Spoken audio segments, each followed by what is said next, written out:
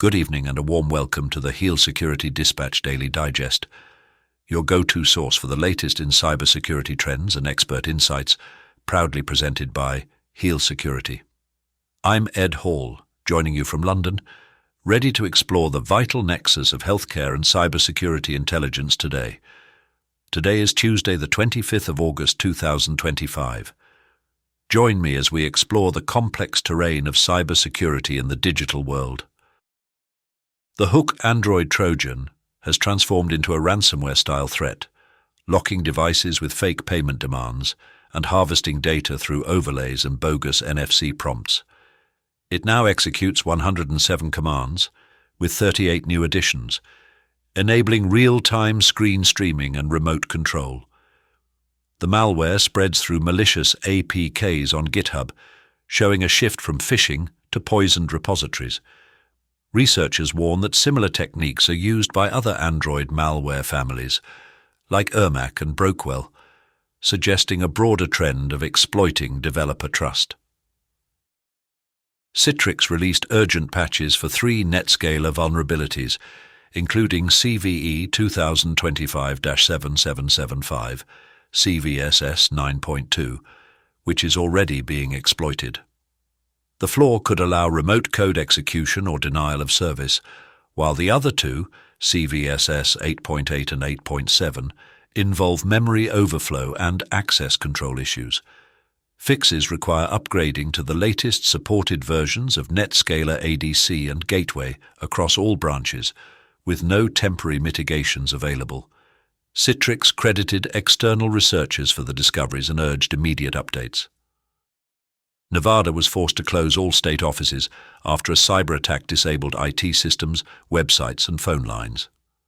The disruption began early Sunday and continued into Monday, despite non-stop recovery efforts. Emergency services like 911 remained operational, but most state services were offline. Officials have not confirmed ransomware, but note the scale and duration are consistent with such attacks. No evidence of stolen personal data has been found so far, and federal partners are involved in the investigation. Scalar identified 77 malicious apps on Google Play with over 19 million installs, most delivering the Anatsa banking Trojan. Disguised as document readers, the apps request accessibility service access to steal credentials through fake login overlays. Joker and other malware families were also embedded in some apps. Google has removed the malicious apps, but users are warned to review app permissions and remain cautious.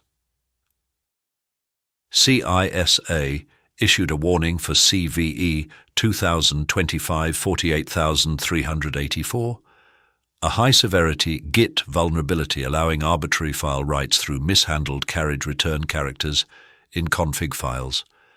Attackers can abuse the flaw to inject malicious post-checkout hooks and run arbitrary code during submodule initialization. The vulnerability affects Git up to 2.500 and several maintenance tracks, posing serious risks to CI/CD and automated build systems. Security teams are urged to upgrade to 2.501 or later, disable submodules if possible, and remediate by September 15, 2025.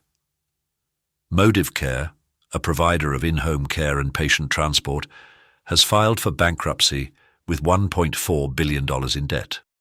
The restructuring plan includes $100 million in financing and cutting $1.1 billion in liabilities through investor takeover. Despite $2.8 billion in revenue, the firm struggled with rising labor costs, Medicaid cuts, and competition. Services are expected to continue uninterrupted during the process. Researchers uncovered a campaign dubbed Zipline that targets U.S. manufacturing and supply chain firms via fake contact us form submissions. Attackers engage in weeks-long conversations posing as legitimate partners, eventually sending zip files that deploy the Mixshell malware. Mixshell executes commands in memory, enables persistence, sets up reverse proxies, and communicates via DNS to avoid detection.